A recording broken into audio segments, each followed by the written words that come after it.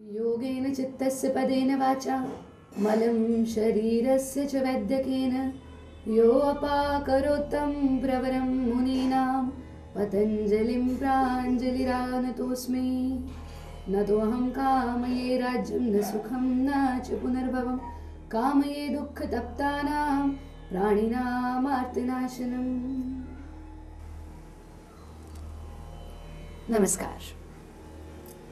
इतिहास गवाह है कि पूरे विश्व को योग और अध्यात्म की शिक्षा भारत से प्राप्त हुई है। हम सौभाग्यशाली हैं कि हम भारत योग की परंपरा को अपनाए हुए हैं और उस पर चल रहे हैं। प्रत्येक मनुष्य, चाहे वो किसी भी धर्म से है, किसी भी जाति से है, सबका एक ही कॉमन गोल है और वो कॉमन गोल है आनंद की प्राप्ति।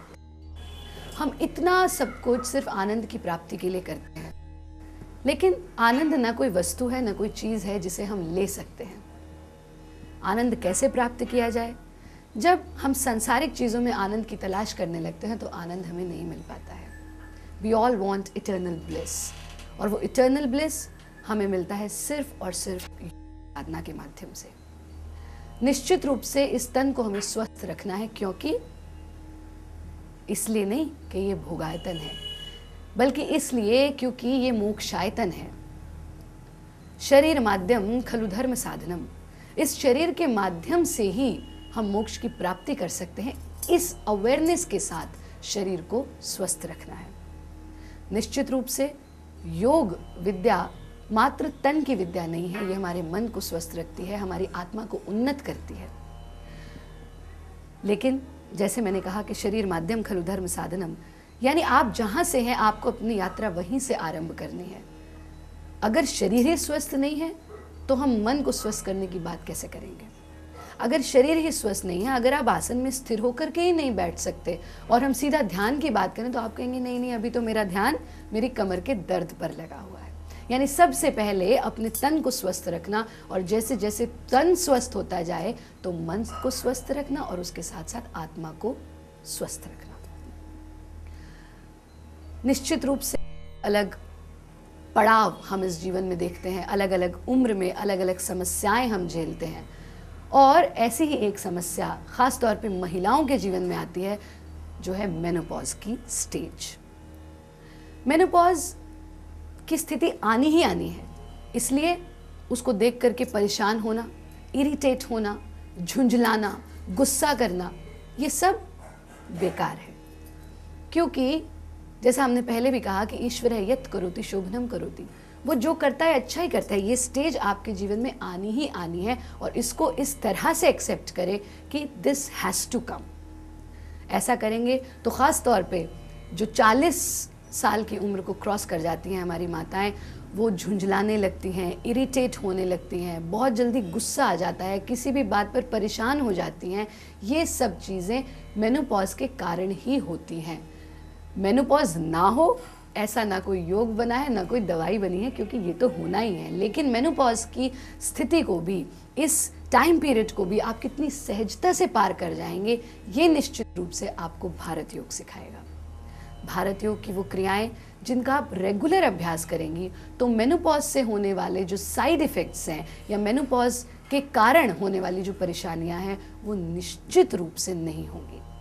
गुस्सा आना, इरिटेट होना, झुंझला जाना, विस्मृति होना, हम बहुत जल्दी कुछ कुछ भूलने लगते हैं मेनोपॉज की स्थिति में। इन सब से बाहर निकलने के लिए कौन से अभ्यास आपको करने हैं, इसकी चर्चा हम आज करेंगे।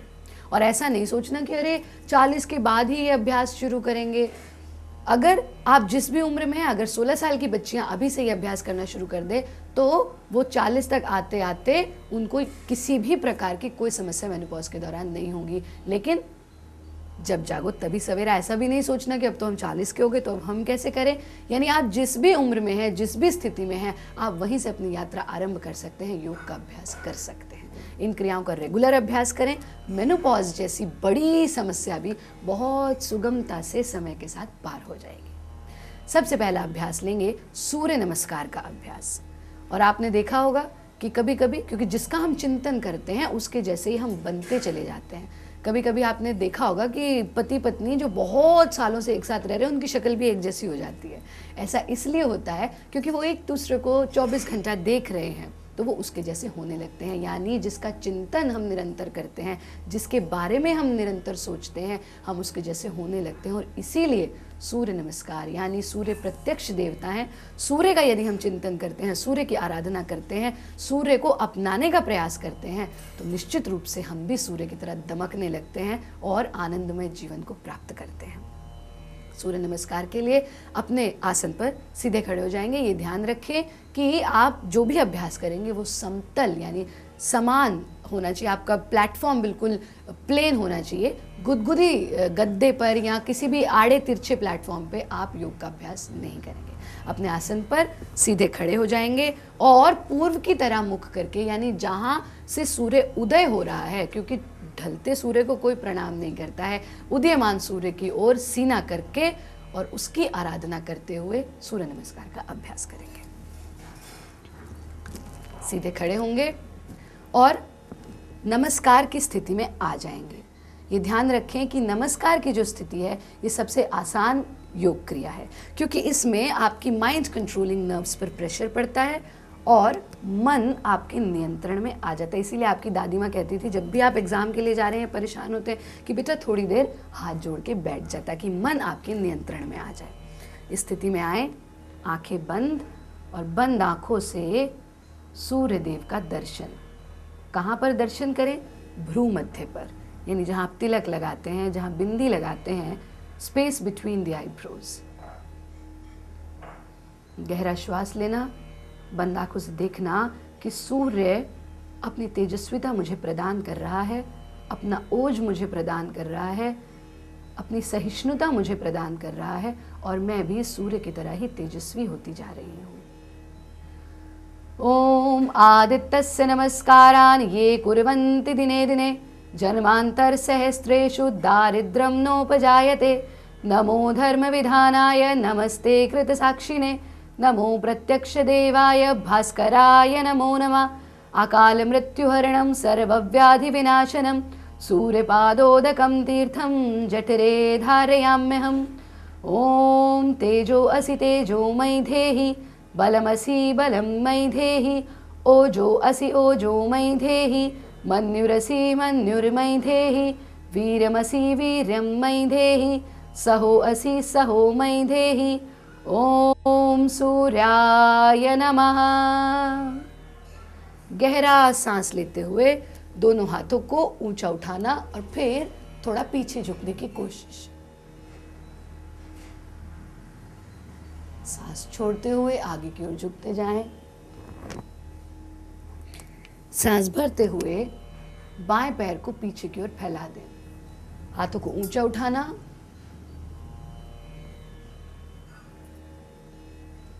सांस छोड़ते हुए हाथ वापस ले आए। सांस भरते हुए दूसरा पैर भी पीछे ले जाएं। सांस भरे भरे साष्टांग प्रणाम, यानी आपका माथा, सीना, दोनों हथेलियां, दोनों घुटने और दोनों पंजे जमीन पर, 8 अंग जमीन पर, इसलिए साष्टांग प्रणाम। सांस भरते जाएं। सांस छोड़ते हुए हिप्स को ऊंचा उठा लेना। एड़ियों को जमीन से छूने की कोशिश। अपनी खुली आंखों से पैर के पंजों को देखने का प्रयास। सांस भरते हुए जो पैर पीछे गया था उसे ही आगे ले आए और सांस भरते जाएं। हाथों को ऊंचा उठाना, पीछे झुकने की कोशिश। सांस छोड़ते जाएं, हाथ वापस ले आए और सांस छोड़ते जाएं, आगे की ओर झुकने का प्रयास। सांस भरते हुए 15वीं स्थिति और फिर से नमस्कार की स्थिति में आ जाए। बंद आंखों से सूर्यदेव का दर्शन। जब तक सांस की गति बिल्कुल नॉर्मल हो जाए तब तक नमस्कार की स्थिति में ही रुकना। सांस की गति नियमित होने पर आरंभ करेंगे दूसरा स्टेप। ये किया आपने सूर्य नमस्कार का अभ्यास।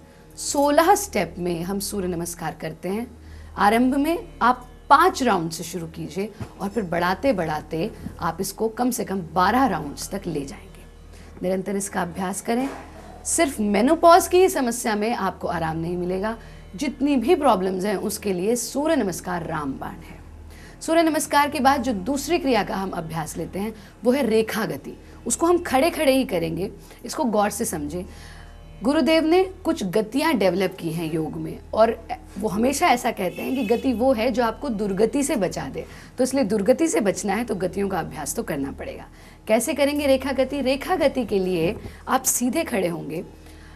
ये एक बैलेंसिंग पॉस्चर है जो मेनोपॉज से होने वाली समस्याओं से तो आपको निजात दिलाएगा ही, साथ में ख़ास तौर पे जो बच्चे हैं या इवन अब तो बड़ों को भी मेमोरी लॉस हो जाता है, कंसंट्रेट नहीं कर पाते हैं किसी भी चीज़ पर। कंसंट्रेशन पावर को बढ़ाता है, आपके मेमोरी पावर को बढ़ाता है, बैलेंस आपकी लाइफ में लाता है रेखा गति। रेखा गति के लिए सीधे खड़े होंगे, एड़ी पंजे आपस में मिले हुए, हथेलियां जंघाओं से चिपकी हुई और आंखें बंद रहेंगी ईमानदारी के साथ। यानी चीटिंग नहीं करनी है आपको, because you are the best जज फॉर योर सेल्फ। इसलिए आंखें पूरी तरह से बंद रहेंगी और एक एक कदम आगे बढ़ना ऐसे कि जब दायां कदम आगे बढ़े तो दाईं एड़ी बाएं पंजे को छू जाए, इस प्रकार से। फिर बाएं पैर आगे बढ़े, एक एक कदम आगे बढ़ाते जाएं और इसी प्रकार से 10 कदम आगे 10 कदम पीछे, पूरे बैलेंस के साथ एक एक कदम आगे एक एक कदम पीछे चलते जाना।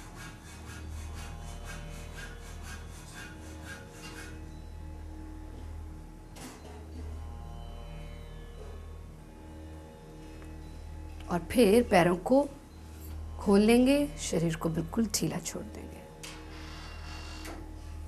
आंखें खोलने की कोई जल्दी नहीं करनी है, टेक योर टाइम, अपना समय लें और आराम से आंखें खोलें।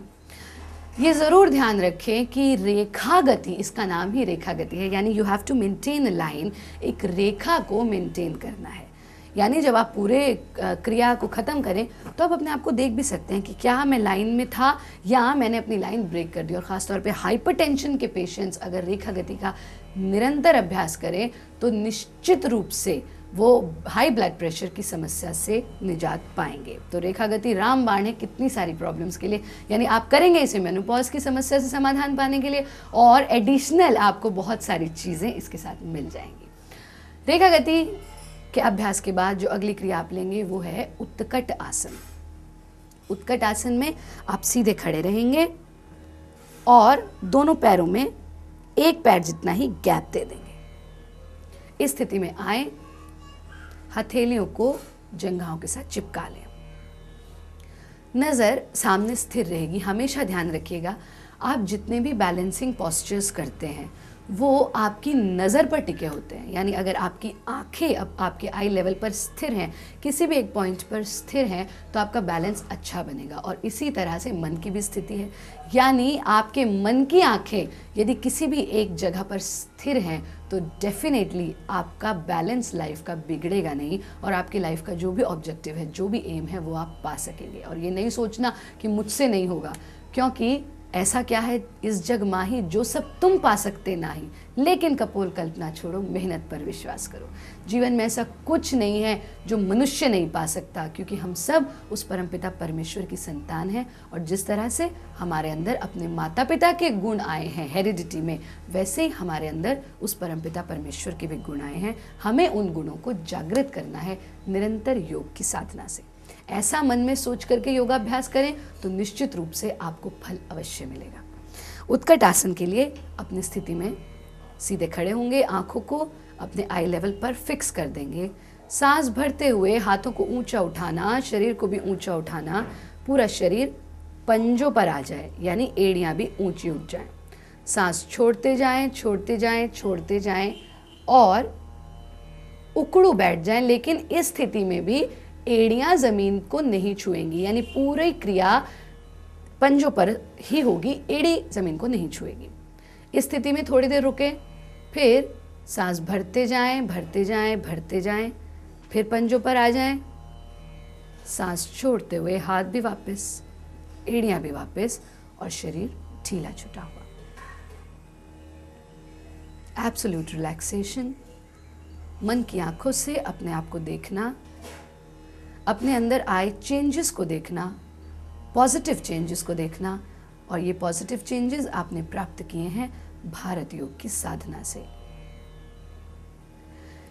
एक बात जरूर ध्यान रखें कि उत्कट आसन, क्योंकि पूरी क्रिया पंजों पर ही है, तो यदि वो महिलाएं जिनको पैरों में दर्द की समस्या है या फिर घुटनों में दर्द की समस्या है, अगर घुटनों में दर्द बहुत पुराना है तो आप इसको नहीं करेंगे, लेकिन अगर अभी अभी घुटनों में दर्द शुरू हुआ है तो ये आपके लिए लाभकारी है, आपको पॉजिटिव रिजल्ट्स देगा। पर अगर पैरों में दर्द की समस्या है, यानी टखनों में या पंजों में कहीं दर्द है, तो आप इसको अवॉइड करेंगे, इस क्रिया का अभ्यास नहीं करेंगे। एक बार फिर समझे कैसे करना है उत्कट आसन।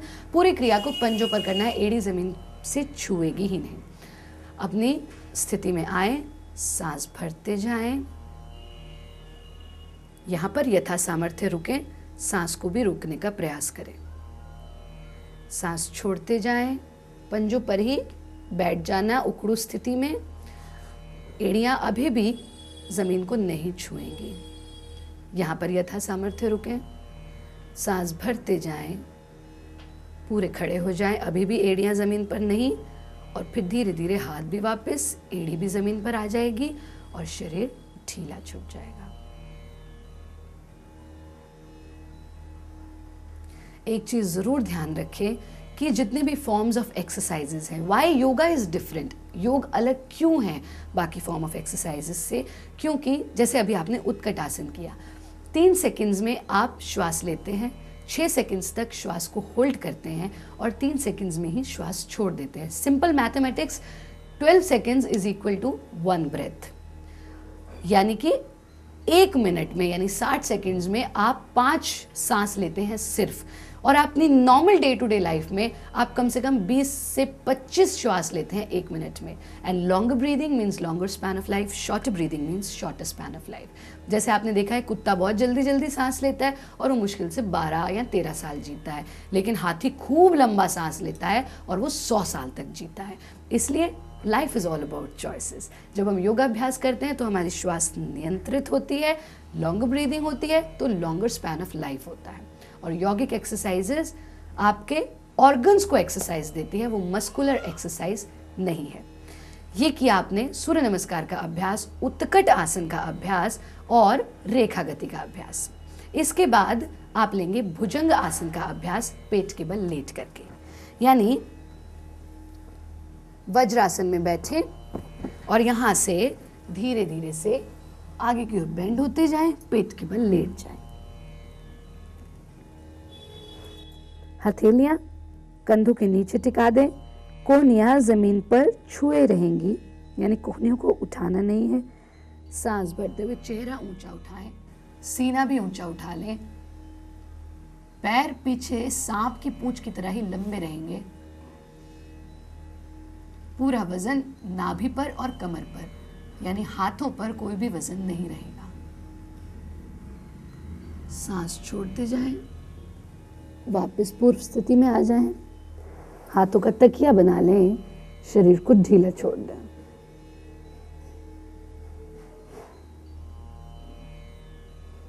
फिर से सर्पासन की भुजंगासन की स्थिति लें, सांस भरते जाना। आप अपने आप को हाथ उठा के चेक भी कर सकते हैं कि मेरे शरीर का वजन हाथों पर है या नाभि पर। यथा सामर्थ्य रुके, सांस छोड़ते हुए वापस आ जाएं, शरीर को ढीला छोड़ दें। धीरे से वज्रासन में बैठ जाएं, आंखें बंद, शरीर बिल्कुल शिथिल पड़ा हुआ, नो एफर्ट एट ऑल। भुजंग आसन का अभ्यास कम से कम 4 से 5 बार आप करेंगे। ये ध्यान रखें कि भुजंग आसन का अभ्यास करते हुए आंखें बंद रहेंगी, क्योंकि रक्त का संचार ऊर्ध्वमुखी हो जाएगा, चेहरे की ओर आ जाएगा। आज आपको जो जो क्रियाएं बताई गई, इनका रेगुलर अभ्यास करें, लेकिन ऐसा नहीं है कि बस हमने तो देख लिया और हम ठीक हो जाएंगे, या फिर 1-2 क्रिया करने से आप ठीक हो जाएंगे। नहीं, ये इस चैनल का सशक्त प्रयास है कि आपको पूरी की पूरी डिटेल्स दी जाए, पूरा का पूरा रूटीन दिया जाए। इसीलिए सिर्फ आज जो क्रियाएं बताई गई हैं उनका आप अभ्यास नहीं करेंगे, साथ में जो अगले एपिसोड में भी आपको क्रियाएं बताई जाएंगी उनके साथ मिला करके जब आप इन क्रियाओं का अभ्यास करेंगे तब आपका पूरा रूटीन बनेगा। इनका रेगुलर अभ्यास करें। आज की क्रियाओं को आपने देखा, समझा, इनका अभ्यास आप शुरू कर दें। बाकी की क्रियाएं अगले एपिसोड में आप जानेंगे। इस पूरे रूटीन का आप रेगुलर अभ्यास करेंगे तो निश्चित रूप से मेनोपॉज जैसी समस्या और वो कठिन दिन आपके बहुत सुगमता से निकल जाएंगे।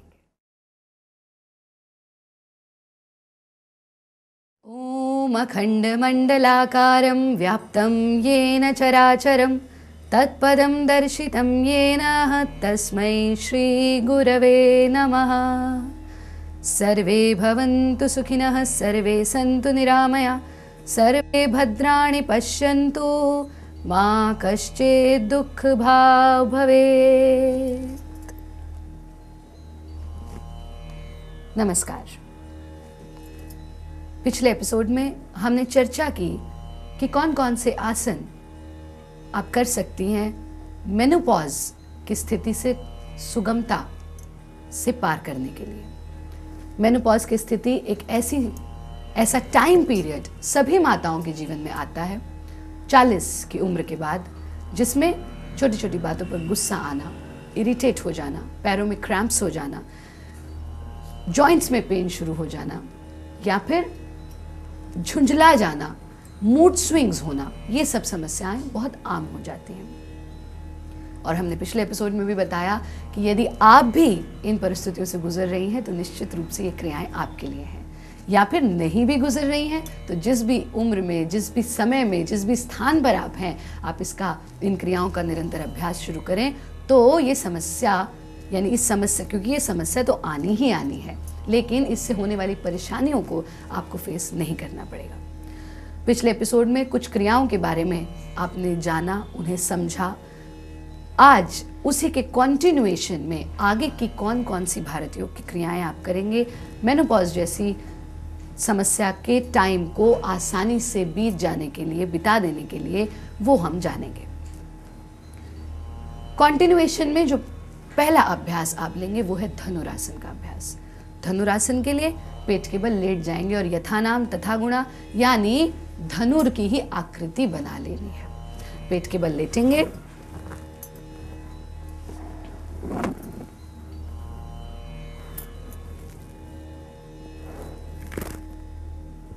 और इस स्थिति में पैरों को फोल्ड कर लेंगे, पैर के टखनों को पकड़ लेंगे। और मैं आज आपको सुगम धनुरासन करके दिखा रही हूं, जो कि सभी लोग कर सकते हैं आराम से। इसको या तो बाहर की ओर से पकड़ेंगे या अंदर की ओर से, जिधर से आपको कंफर्टेबल हो। इसको पकड़ करके सांस भरते हुए चेहरा ऊंचा उठाना, सीना ऊंचा उठाना और जंघाओं को भी, यानी थाइस को भी ऊंचा उठा देना जब आप पैर को खींचेंगे ऊपर की ओर।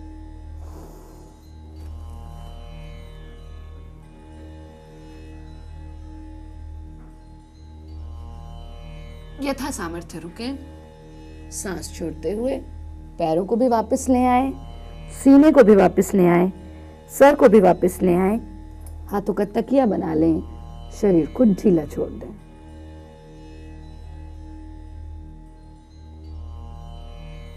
फिर से इसका अभ्यास करें।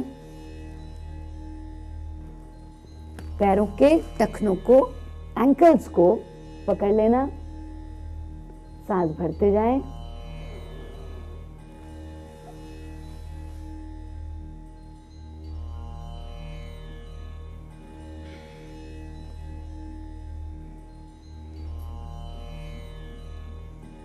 पैरों को भी ढीला छोड़ दें और पूरे शरीर को शिथिल छोड़ दें।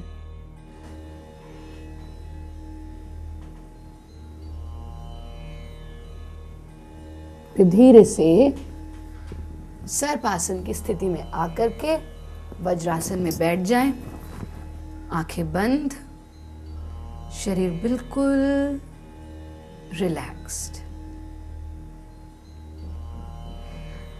हर बार हम आपको यही कह रहे हैं कि आंखें खोलने की जल्दी नहीं करनी। आप जब इन क्रियाओं को करेंगे तो आप खुद अनुभव करेंगे कि जैसे ही आपने धनुरासन किया आपका चेहरा लाल हो जाएगा, या फिर आपको जब आप करके वापस आएंगे तो सर में हल्का सा कुछ चेंज महसूस होगा, हल्का सा दर्द भी महसूस हो सकता है, क्योंकि अभी तक आप जब भी सीधे खड़े रहते हैं तो ग्रेविटेशनल फोर्स की वजह से आपका ब्लड का सर्कुलेशन नीचे की तरफ ही रहता है। जब आप इन क्रियाओं को करते हैं तो वो ऊर्ध्वमुखी हो जाता है, यानी स्कल की तरफ आता है। तो ऐसे में आँख खोलने की जल्दी बिल्कुल नहीं करनी है। सांस को नॉर्मल हो जाने दें, रक्त के संचार को नॉर्मल हो जाने दें, उसके बाद आराम से सांस लें। एक बात ज़रूर आप ध्यान रखेंगे कि क्रियाओं को जल्दबाजी में नहीं करना। आजकल बड़ी विडंबना है कि लोग चलते चलते योग करने लगे हैं, या फिर बातें करते करते योग की साधना करते रहते हैं। ऐसा आप नहीं करेंगे, क्योंकि योग की साधना सिर्फ तन की साधना नहीं है। जब आप योग की साधना करेंगे ये ध्यान रखें कि अपना एक कक्ष बनाएं या अपना एक पोर्शन फिक्स कर लें कि मुझे यहीं पर अपनी साधना करनी है। अपना समय फिक्स करें कि मुझे इसी समय साधना करनी है। आपने कभी कभी महसूस किया होगा कि आप मंदिर जाते हैं तो आपको अलग वाइब्रेशंस फील होती हैं, आप किसी कसाई की दुकान पर जाएं तो आपको अलग वाइब्रेशंस फील होंगी। हर जगह की अपनी वाइब्रेशंस होती हैं, क्योंकि जिस स्थान पर जो कार्य जितना लंबा समय तक चलता है उसकी वाइब्रेशंस वैसी ही होती चली जाती हैं। इसलिए आप अपना स्थान फिक्स करें, अपना समय फिक्स करें, तो आपको साधना के और ज़्यादा बेनिफिट्स होंगे। बोलते हुए साधना नहीं करनी है। हम लोग आपको क्योंकि समझा रहे हैं, आपको दिखाना पड़ता है हमें, इसलिए हम बोल करके करते हैं। लेकिन योग की साधना बोल बोल के नहीं करनी है। जितनी देर आप योग की साधना करें उतनी देर मौन का अभ्यास करें। और ख़ास तौर पे महिलाओं के लिए जो मेनोपॉज की समस्या से परेशान है, उस स्थिति में दर्शन ऐसा कहता है कि अंतर मौन बहुत ज़रूरी है। और अंतर मौन यानी कि वाणी से तो हम मौन रहे ही रहें, मन से भी मौन हो जाएं। अलग से समय निकालेंगे मौन का अभ्यास करने के लिए। आजकल इतने बिजी हैं, इतना हेक्टिक शेड्यूल है कि हम अलग से समय नहीं निकाल पाते हैं। उससे अच्छा है कि जो आपने आधे से 1 घंटा अपने योग की साधना के लिए फिक्स किया, उसमें आप ये सोचें कि मुझे मौन रहना है। और ऐसा वाला मौन नहीं, कुछ माताएं कि अपना माला भी चलती रहती है और वो इशारे भी करते रहते हैं, तो ऐसा मौन किसी काम का नहीं है। यानी कि तन से मौन और मन से भी मौन, मन में भी कोई विचार नहीं आए, सिर्फ उस परमपिता परमेश्वर का ध्यान, और ये सोच करके हम क्रियाएं कर रहे हैं कि शरीर माध्यम खलु धर्म साधनम। इस शरीर को इसलिए स्वस्थ रखना है क्योंकि मेरे ही इस तन में वो भी वास करता है जिसको हम चाहे सुप्रीम पावर कहें, अल्लाह कहें, ईश्वर कहें, गॉड कहें, वो सब यही हैं। आखिर कब तक मंदिर जाना होगा? पूजा करनी है तो खुद मंदिर हो जाना होगा। इस तन को जब हम मंदिर बना लेंगे तो वो ईश्वर निश्चित रूप से इसके भीतर होगा, और इसीलिए हम करते हैं योग की साधना। ये आपने किया धनुरासन। धनुरासन के बाद जो अगला अभ्यास आप लेंगे वो है सर्वांग आसन। सर्वांग आसन को बहुत अच्छे से समझें और डरना नहीं कि अरे ये तो हमसे होगा ही नहीं। बहुत सुगम क्रिया है, सही ढंग से अगर आप समझेंगे तो बहुत आसानी से इसका अभ्यास कर सकते हैं। सर्वांगासन और मत्स्यासन 2 अलग अलग आसन है, लेकिन जब आप इसे करेंगी इस पर्टिकुलर प्रॉब्लम के लिए तो उसको कॉन्टिन्यूएशन में करना है। मैं आपको कॉन्टिन्यूएशन में ही करके दिखा रही हूँ। आप इसी तरह से जिस तरह मैं कर रही हूँ उसको समझेंगे और इसका अभ्यास करेंगे। सर्वांगासन के लिए आप अपनी कमर के बल लेट जाएंगे। कमर के बल लेट जाएं। ये किया आपने सर्वांगासन, और उसके साथ कॉन्टिन्यूएशन में ही मत्स्यासन। और मत्स्यासन पहले सर्वांग किया तो यहाँ तक रक्त का संचार हुआ, फिर मत्स्य किया तो बिल्कुल स्कल तक, टॉप ऑफ द हेड तक आपका ब्लड का सर्कुलेशन पूरे बॉडी में हो गया। अब एकदम से नहीं उठना है और सीधा तो बिल्कुल ही नहीं उठना है। पहले तो शिथिल पड़े रहे यानी शरीर को ढीला छोड़ दिया कुछ देर के लिए, और फिर आराम से दाईं ओर करवट लिया। थोड़ी देर दाईं करवट में रुके रहे और फिर धीरे से अपने आसन में बैठ गए। और आसन में बैठने के बाद भी आंख खोलने की कोई जल्दी नहीं है। यानी कि इस पूरे दुनिया की जितनी रिस्पॉन्सिबिलिटीज आपने अपने सर पे डाल रखी हैं वो सब निरर्थक हैं, क्योंकि आप इस दुनिया में नहीं भी रहेंगे तो यहाँ किसी का कोई काम रुकने वाला नहीं है। और जीवन में रहते रहते जीवन में ना रहने का आनंद अगर आपने पा लिया तो आप निश्चित रूप से आनंद को प्राप्त करेंगे। सर्वांग आसन के साथ मत्स्य आसन का अभ्यास रेगुलर करना है आपको। जितने आसन बताए गए उनका निरंतर अभ्यास करें और आसनों के बाद आप अभ्यास करेंगे मुद्रा का। मुद्रा मुदिता प्रदान करती है, यानी आनंद प्रदान करती है। और जैसा कि हमने चर्चा की कि हम सब का कॉमन गोल है, हम में से कोई भी दुखी नहीं होना चाहता है, हम सब सुखी होना चाहते हैं, आनंदित होना चाहते हैं। तो मुद्रा, जो मेनोपॉज से पीड़ित माताएं हैं, वो जिस मुद्रा का अभ्यास करेंगी वो है महावेद मुद्रा। महावेद मुद्रा के लिए आप पद्मासन लगा लेंगे, यानी कि दाएं पैर को फोल्ड करके बाएं जंघा पर टिका देंगे, बाएं को फोल्ड करके दाईं जंघा पर टिका देंगे। यह है पद्मासन की स्थिति। हम अक्सर ये कहते हैं कि जिनसे पद्मासन नहीं लगता वो क्रॉस लेग्ड पोजीशन में बैठे या चौकड़ी मार करके बैठे, पर ऐसा नहीं सोचना कि बस अब तो लगता ही नहीं है तो प्रैक्टिस ही नहीं करनी है। पद्मासन का अभ्यास करें। पद्मासन को आसनों का राजा कहा गया है, यानी जब आप पद्मासन में स्थिर होकर के बैठने का अभ्यास करेंगे तभी आप आसन की स्टेज से आगे निकलेंगे, यानी प्राणायाम, प्रत्याहार, धारणा, ध्यान और समाधि तक की स्थिति को प्राप्त करेंगे। पद्मासन की रोज प्रैक्टिस करें, निश्चित रूप से कुछ दिनों बाद लगने लगेगा।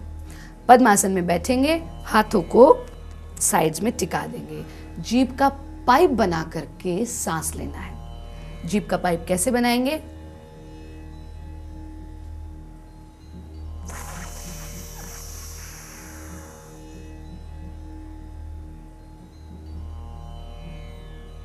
यानी आपने जीभ का पाइप बनाया, उससे सांस भरा और गालों में भर लिया।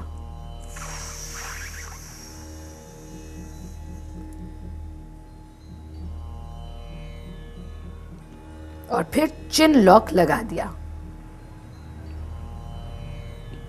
जीभ का पाइप बनाया, सांस भरा, जीभ से ही गालों में भरा, चिन लॉक लगा दिया, सांस अंदर ही रुका रहेगा, यानी कुंभक का प्रयास आप करेंगे, कुंभक का अभ्यास आप करेंगे।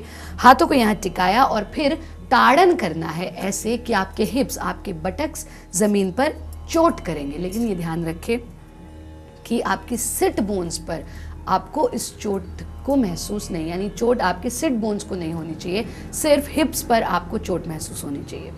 ताड़न का अर्थ ही है कि ताड़न करना है आपको, यानी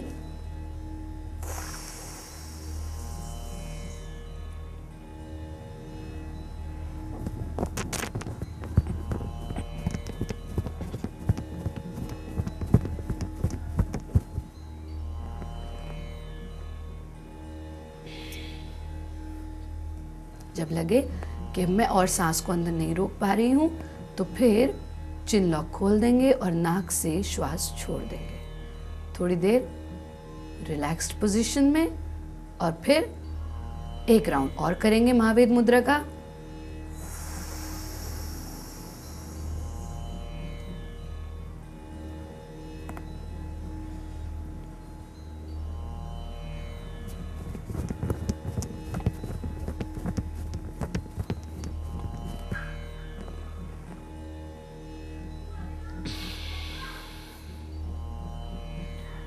शरीर को ढीला छोड़ दें, पद्मासन को भी खोल लेंगे, हाथों को पीछे टिका देंगे और शरीर को ढीला छोड़ देंगे।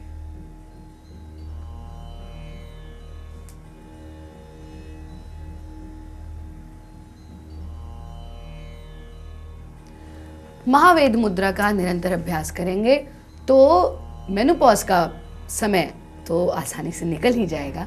साथ में उम्र से पहले बाल सफ़ेद होना, बाल झड़ना, चेहरे पर तेज ना होना, ग्लो ना होना, कानों की समस्या, आंखों की समस्या, उन सब के लिए रामबाण है महावेद मुद्रा।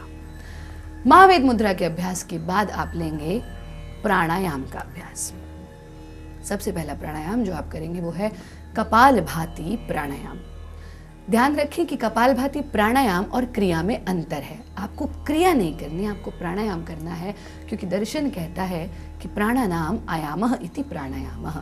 जब तक प्राण का आयाम नहीं है, until and unless you are not holding your breath, it can't be called प्राणायाम। यानी सांस का, प्राण का आयाम जरूरी है, प्राण को रोकना जरूरी है। कपालभाति प्राणायाम को समझें कि कैसे किया जाना है। आप अपने आसन में स्थिर होकर के बैठेंगे, हाथ ले लेंगे ज्ञान मुद्रा में, यानी कि पहली उंगली का टिप और अंगूठे का टिप आपस में छू जाएगा। इस स्थिति में आ जाएंगे और फिर इसको टिका देंगे घुटनों पर, ऐसे कि पाम्स फेसिंग टुवर्ड्स स्काई। ज्ञान मुद्रा में बैठेंगे, आसन स्थिर है, आंखें बंद, मन पूरी तरह से नियंत्रण में आ जाए। और फिर सांस को छोड़ना, कैसे कि सांस लेने की आवाज नहीं आएगी, सिर्फ सांस छोड़ने की आवाज आएगी। 20 बार आप सांस छोड़ेंगे, पेट बिल्कुल ढीला है, और जैसे ही आप सांस छोड़ेंगे पेट का भी मूवमेंट होगा।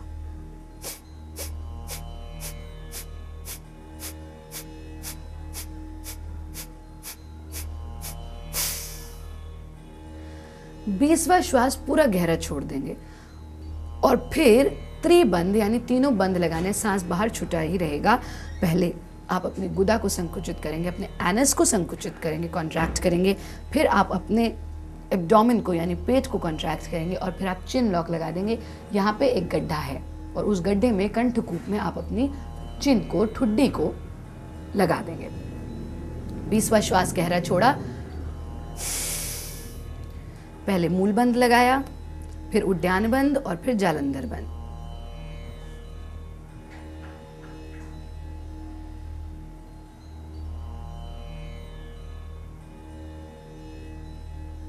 जब लगे कि अब मैं और सांस को बाहर नहीं रोक पा रही हूं, तो पहले चिन लॉक खोला, फिर पेट को ढीला छोड़ दिया यानी उद्यान बंद खोला, और फिर एनस को ढीला छोड़ दिया, मूल बंद खोला। ये 20-20 के मतलब ये 20 का एक राउंड है, तो ऐसे आपको कम से कम 6 से 7 राउंड से शुरुआत करनी है और फिर आप इनके राउंड्स बढ़ा सकते हैं। लेकिन अति सर्वत्र वर्जित, किसी भी चीज की अति नहीं करनी है। कैसे करेंगे कपालभाति प्राणायाम, एक बार और समझें।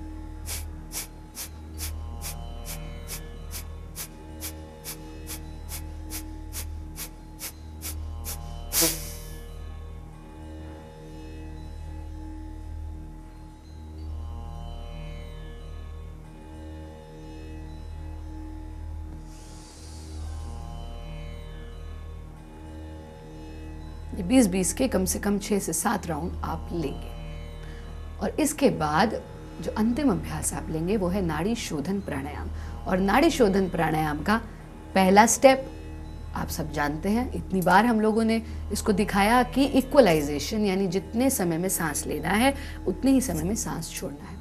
दूसरा है डबल एक्सलेशन यानी जितने समय में सांस लिया उसके दुगने समय में सांस छोड़ा। और अब आप करेंगे इसका तीसरा अभ्यास यानी कि जितने समय में सांस लिया उतना ही समय सांस को रोका और उतने में ही छोड़ दिया। लेकिन ऐसा नहीं होना चाहिए कि जब लिया तो 1, 2, 3, 4 और जब छोड़ा तो 1, 2, 3, 4, 5, 6, 7, 8 यानी एग्जैक्टली उतना ही टाइम होना चाहिए, जितना लिया उसका उतना ही रोका और उतना ही छोड़ा। और ये ध्यान रखें कि अगर आप एस्थमास की परेशानी से पीड़ित हैं या आप हृदय रोग से पीड़ित हैं तो आप सिर्फ पहला ही स्टेप करेंगे नाड़ी शोधन का।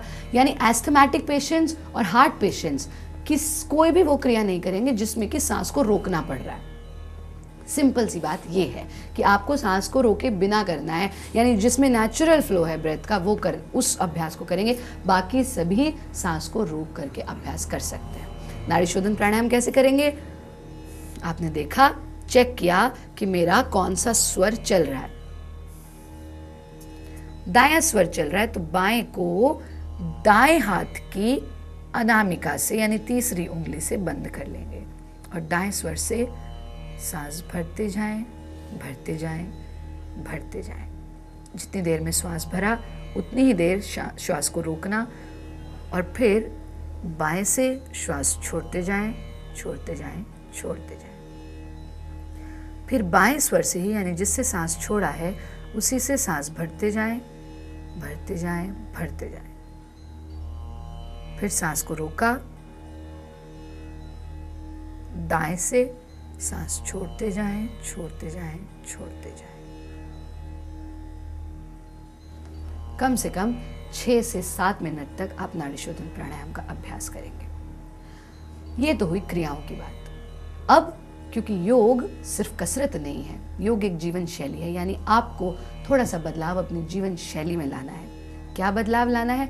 खान पान का ध्यान रखें, बहुत ज़्यादा स्पाइसी फूड नहीं लेना है, बहुत ज़्यादा जंक फूड नहीं लेना है, जितना हो सके घर में बना हुआ भोजन करें। ग्रीन वेजिटेबल्स जितनी ज़्यादा हो सके उतना खाएं, फ्रेश फ्रूट्स, फ्रेश वेजिटेबल्स का सेवन करें। ध्यान का अभ्यास ज़रूर करें। और कैसे करेंगे ध्यान का अभ्यास? जब आप नाड़ी शोधन प्राणायाम का अभ्यास कर रही हैं तो इसके साथ ही एक मंत्र को जोड़ दें। मंत्र के साथ ही श्वास लेना, श्वास छोड़ना। और ध्यान में आप सिर्फ थोड़ी देर बैठेंगी, इंट्रोस्पेक्शन करेंगी, थोड़ी सी सेल्फ टॉक, अपने आप से ये कहना कि मैं क्रोध रूप नहीं हूँ, मैं इरिटेट नहीं होती हूँ किसी भी बात पर, मैं सिर्फ शांत रूप हूँ। इन ऑटो सजेशंस को बार बार अपने आप से रिपीट करेंगी तो निश्चित रूप से मेनोपॉज से होने वाली समस्याओं से आप निजात पा लेंगे। अगर किसी भी प्रकार की कोई शंका या समस्या है, निश्चित रूप से आप हमें संपर्क करें और योग का निरंतर अभ्यास करें और पाएं बिल्कुल स्वस्थ जीवन।